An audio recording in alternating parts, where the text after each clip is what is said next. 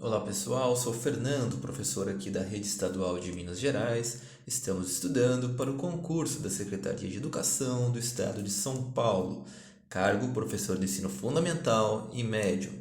Seguindo o edital, chegamos ao item 14, metodologias ativas de aprendizagem, elaboração de roteiros de estudo em salas sem paredes, ok? Que está presente no livro Metodologias Ativas aplicada à Educação Inovadora. Pois bem, pessoal, então lá no capítulo 10 começamos os nossos estudos. Pois bem, então eu fiz aqui um apanhado, né, desse capítulo e depois no final vou fazer algumas considerações, ok? Então, diferentemente da educação do passado, a escola de hoje precisa articular diversos saberes e práticas metodológicas de ensino para garantir a aprendizagem de seus estudantes. Além de expandir o potencial criativo de crianças e jovens, as instituições de ensino do século XXI têm a tarefa de abrir suas portas e estabelecer parcerias e vínculos com as famílias e comunidades onde estão inseridas. Então, pessoal, bastante atenção nisso. Esse vínculo com a família e com a comunidade. Ou seja, a criança que entra na escola hoje não pode encontrar a mesma estrutura pedagógica de quando estudaram seus avós. Neste contexto, surgem as escolas centradas no estudante. As escolas tradicionais têm buscado incluir novas propostas metodológicas e o uso da tecnologia, mas normalmente acabam focando na preparação para provas. Além disso, o conceito de liberdade proporcionando ao estudante é limitado e as aulas acabam repetindo o antigo modelo pouco motivador, que entra por um ouvido e sai pelo outro. As escolas que optam por proporcionar real autonomia ao estudante reinventam a arquitetura do ensino, com o uso de ferramentas, estruturas e conceitos contemporâneos para construir uma experiência totalmente nova. Em um mundo cada vez mais globalizado, fica clara a necessidade de preparar os estudantes para os desafios que eles encontrarão. O professor, que preferimos chamar de educador, não deve ser entendido como o dono do conhecimento, nem os estudantes tratados como simples ouvintes. Ao saírem das escolas, os jovens encontram desafios maiores a cada dia, e se eles não tiverem contato com competências que os tornem mais preparados, a inserção na vida e nos desafios que ela representa será mais difícil. Para que isso aconteça, os educadores devem entender não somente os aspectos pedagógicos da infância e da adolescência, mas também fazer um esforço de compreender os assuntos que são relevantes para os estudantes no século XXI. Os estudantes aprendem o que vivenciam. Seus estudantes convivem com as consequências de seus atos, são responsáveis, corresponsáveis pelo seu processo de aprendizagem. Aprendem a se tornar responsáveis. Se convivem com expectativas positivas, aprendem a construir um mundo melhor. Se convivem com respeito no trabalho, em grupo e nos salões compartilhados, aprendem a ter consideração pelos outros. Se convivem com o apoio de educadores e de outros estudantes, aprendem a apoiar e se aceitar melhor. Se convivem com a responsabilidade, aprendem a ser autossuficientes. Para que os estudantes aprendam, não basta apresentar-lhes o conteúdo. Então, segundo Zabala, é necessário que, diante destes, possam atualizar seus esquemas de conhecimento, compará-los com o que é novo, identificar semelhanças e diferenças e integrá-las em seus esquemas, comprovar que o resultado tem certa coerência. Quando isso acontece, o estudante se depara com uma aprendizagem significativa. Entretanto, a aprendizagem mecânica, normalmente realizada pelas escolas de cunho mais tradicional, é caracterizada pelo escasso número de relações que podem ser estabelecidas com os esquemas de conhecimento presentes na estrutura cognitiva e, portanto, facilmente submetida ao esquecimento. Aprendizagem significativa. Então, é o processo que por meio do qual uma nova informação, né, um novo conhecimento, se relaciona de maneira não arbitrária à estrutura cognitiva do estudante. É no curso da aprendizagem significativa que o significado lógico do material de aprendizagem se transforma em significado psicológico para o sujeito. Para Ausubel, a aprendizagem significativa é um mecanismo humano, por excelência, para adquirir e armazenar a vasta quantidade de ideias e informações representadas em qualquer campo de conhecimento. Para que o mecanismo seja acionado, é preciso que o aprendiz já possua algum conhecimento prévio, ou seja, já deve existir uma estrutura cognitiva em funcionamento. Para falar em aprendizagem significativa, pensemos primeiro na relação entre a informação que se pretende transmitir e a assimilação desta informação pelo estudante. Cotidianamente, todos somos expostos a uma quantidade enorme de ideias e informações. Entretanto, os novos dados recebidos e armazenados só farão parte de nossa bagagem de conhecimento quando forem relacionados e somados a outras informações de nosso universo de conhecimentos, tornando-se, de fato, conhecimento assimilado. Aquele capaz de mudar em algum aspecto a nossa compreensão das coisas ou visão de mundo.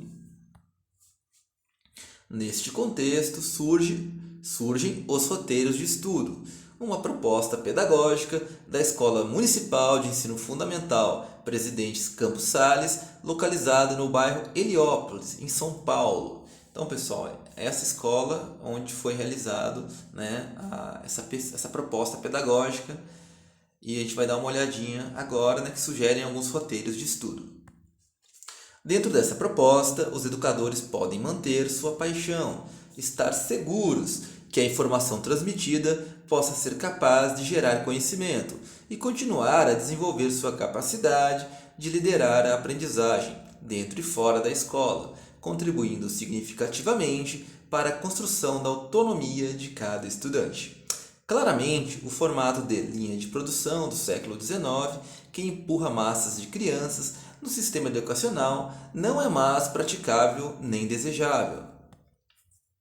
A proposta pedagógica da Escola Municipal Presidente Campos Sales vai no sentido contrário ao modelo tradicional do currículo universal e seus testes padronizados que criam um resultado comum a partir de uma massa diversa de aprendizes. Como a maioria das escolas é medida de acordo com esses padrões comuns, elas são então obrigadas a entrar em um tipo de dança, na qual se pede aos estudantes que aprendam o material que cairá na prova e eles neles se concentram, o que garante que os estudantes revejam de antemão exatamente o que será pedido nessa prova. De certa forma, essa abordagem é enganosa, pois testa somente uma etapa mínima do conhecimento em qualquer assunto, e efetivamente só ensina os estudantes a fazer provas e memorizar conteúdos de forma mecânica, levando a pouca retenção de conhecimento. A proposta metodológica dos roteiros de estudo é possível, tangível e acessível, tanto para os educadores quanto para os estudantes, os verdadeiros atores do processo.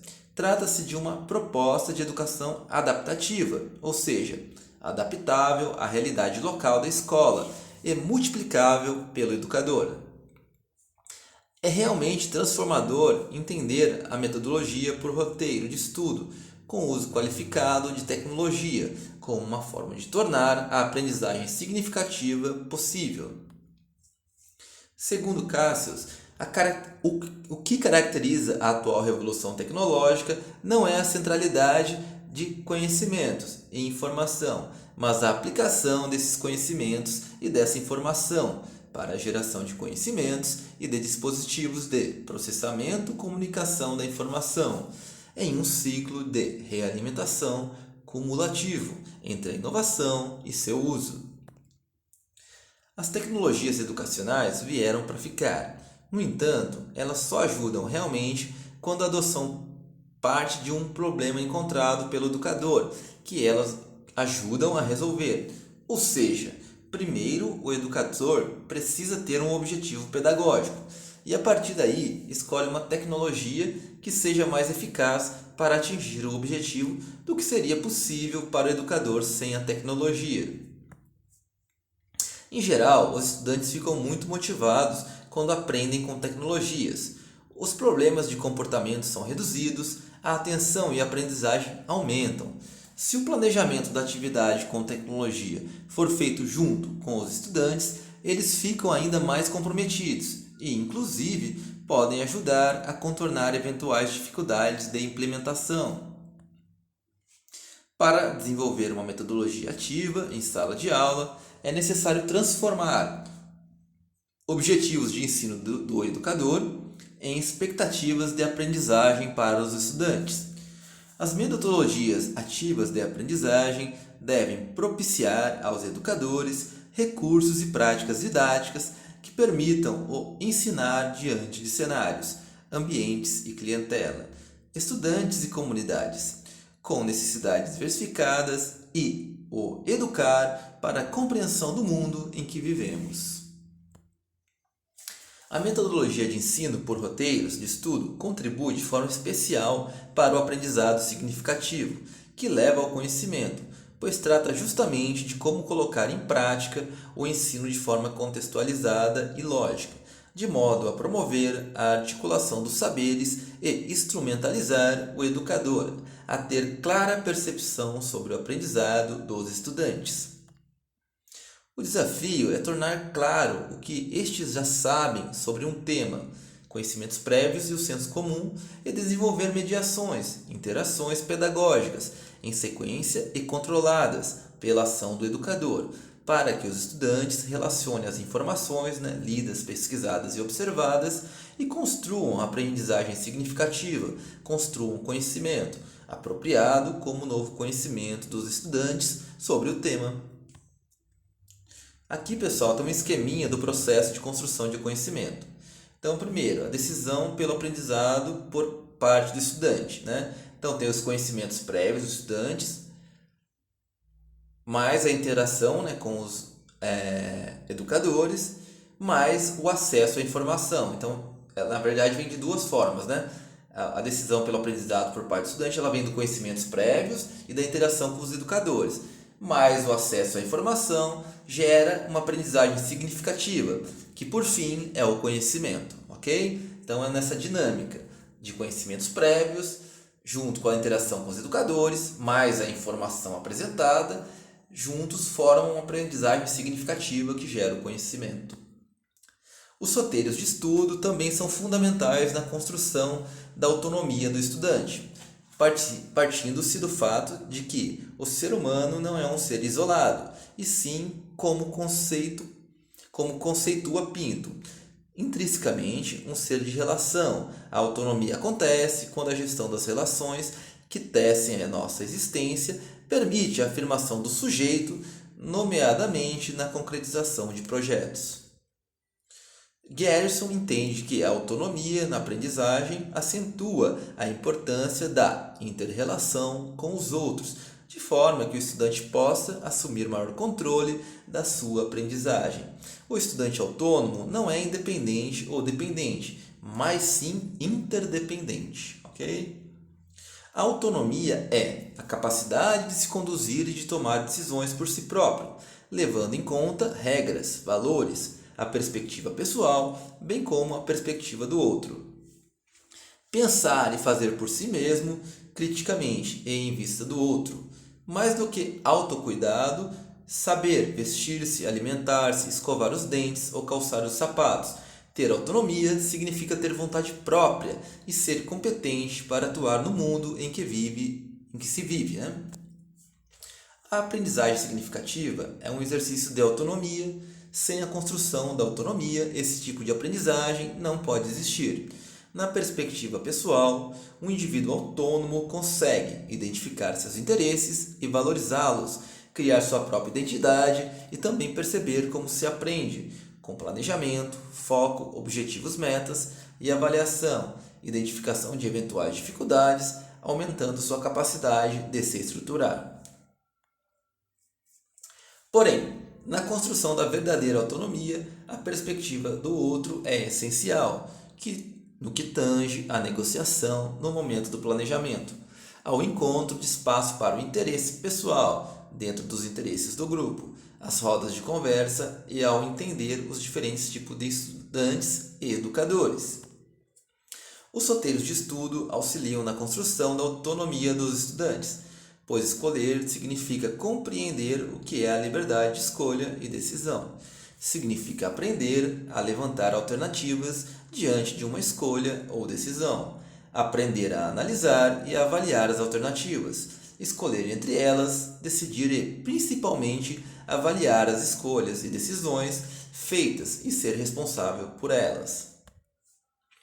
Desenvolve a autonomia emocional, destacando-se a atitude positiva em relação a si mesmo e à vida, mantendo a autoestima elevada e reconhecendo os limites pessoais, recorrendo, em caso de necessidade, à ajuda externa. Ninguém é autônomo primeiro para depois decidir. A autonomia vai se constituindo nas experiências de várias inúmeras decisões que vão sendo tomadas. Ainda segundo o autor, ao referir-se à autonomia, enquanto amadurecimento do ser para si, é processo, é vir de ser. É nesse sentido que uma pedagogia da autonomia tem de estar centrada em experiências estimuladoras da decisão e da responsabilidade, valer dizer, em experiências respeitosas da liberdade. Então aqui um trecho do Paulo Freire, que encerra o nosso trecho aqui desse capítulo. Pessoal, quem quiser saber mais sobre esses roteiros, tem uma entrevista do Fantástico, que fala que a escola em comunidade de São Paulo derruba barreiras e integra alunos. Então aqui a gente falou das questões mais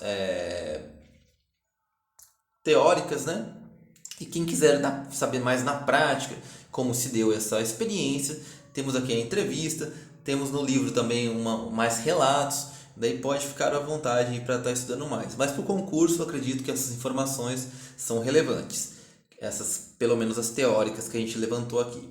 Então um abraço e até a próxima!